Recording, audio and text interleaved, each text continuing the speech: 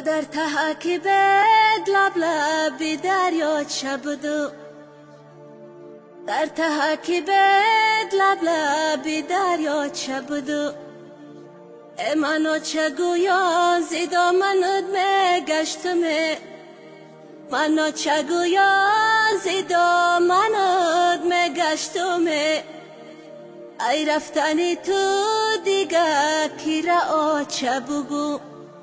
آچه لختی جیگرو افسوس کی نستی در برو ای کاش درای ای درم باز متره آچه بگو سرسری هر کوچه بگو می